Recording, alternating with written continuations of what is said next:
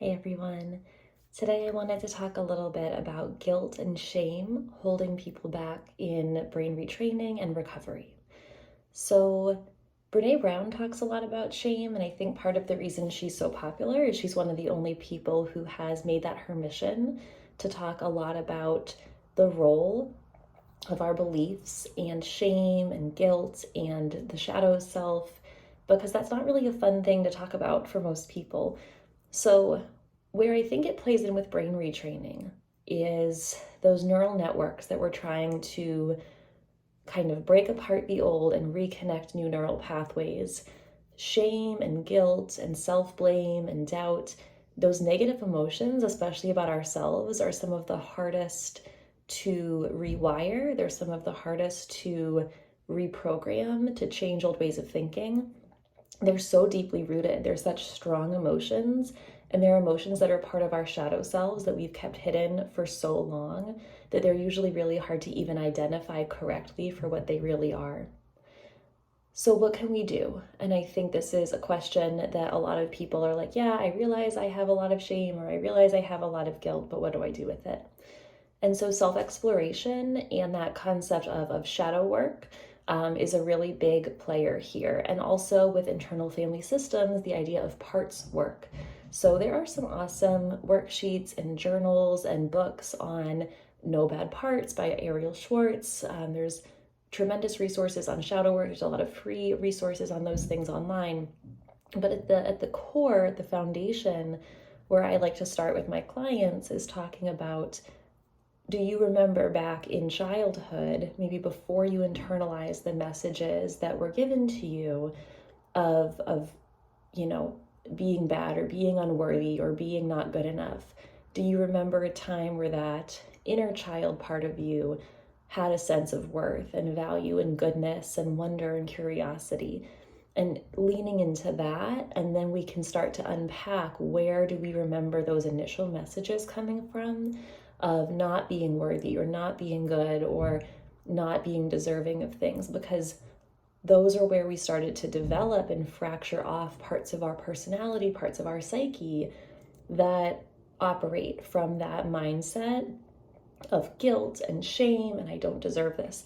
And not only does that factor into our mental health journey in a lot of ways with anxiety and depression and self-sabotage, addictions, eating disorders, but when it comes to healing pain and illness and chronic disease, if we don't feel like we're worthy of healing and we have these parts that are holding us back because we feel that we've done something wrong to deserve this, or we feel that there are, all of these factors at play of I'm not good enough, or this goes back so far, how would I possibly fix this issue? That's a big thing standing in our way, and that's usually a big barrier. So it's really a place that I think a lot of people overlook. It can be very painful to go back to either childhood, young adulthood, periods of time where you really struggled and developed kind of these fractured identities of feeling like maybe there are bad parts there. But that's exactly why we have to go back and look at those areas and to say, at my core, remembering who I was as a small child, or remembering who I was at times where I felt that I had value and worth. At my core, what happened to that person? What trauma, what limbic system injuries happened to that person that allowed me or shaped me or drove me in the direction of maybe making bad choices or ending up in the wrong situations that ultimately led me to have these beliefs of not being good or not being worthy or being incapable of healing or being loved. So as hard as it is to go back, we want to go back to a place of real safety. And so it's kind of like with these practice rounds, we think about a time in the past where we were healthy and we're visualizing a time in the future where we're healthy. This is going deeper with that and integrating that into parts work. So for example, thinking of a past visualization where we're saying, okay, I remember a time as a small child and I felt loved and I felt perfect and I didn't question myself and I felt this sense of wonder of the world around me. I remember playing outside for hours at a time or being able to sit and read and have my imagination go wild. and really focusing on, those visualizations of the part of you that was created, that was perfect and whole and just as it should have been as a child. That's usually where we can access those memories first. And let that be your past visualization where you try to come up with those memories. And if they don't exist in real life, some people have traumatic childhoods, you can look back as, as a little baby. I was born in a way that I deserved love. Maybe it didn't happen, but can you visualize things that existed in you that were perfect before the world or people around you maybe made that not feel that way? And then they also say with brain retraining in the limbic system community that making up visualizations of the past can also be effective. And I think as a therapist, we can go both ways with that, but I think that I think is more helpful with the future. And then we visualize, what do I need to do in my life? What are the situations, the people, the opportunities, the places I go, the things I do each day? What needs to change in order for me to have that love that I deserve and feel worthy of change and feel worthy of healing? And that's also taking an inventory of who we're spending time with, what activities we're filling our day with, and are we creating an environment that is conducive to healing? And I think that goes along with shame and blame and guilt. Is a lot of people then start to self-sabotage or create environments that they know aren't healthy because they're just used to feeling that way.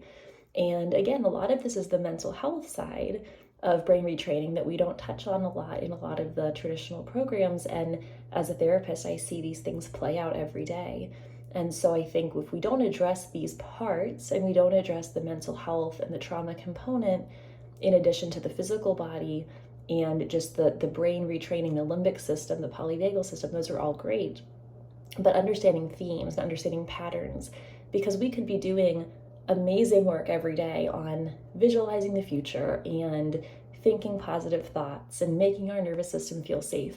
But if we're putting ourselves in situations and around toxic people and toxic relationships and toxic jobs and toxic environments every day, we're undoing that work. If our core beliefs are those of shame and doubt and guilt, and we're saying the magic words to retrain our brain, but we're going back to states of fear and shame and anxiety, then we're kind of going to be trapped on this negative cycle of, I do all this work, I feel like I should be healing, why am I not making progress? I'm back to square one over and over.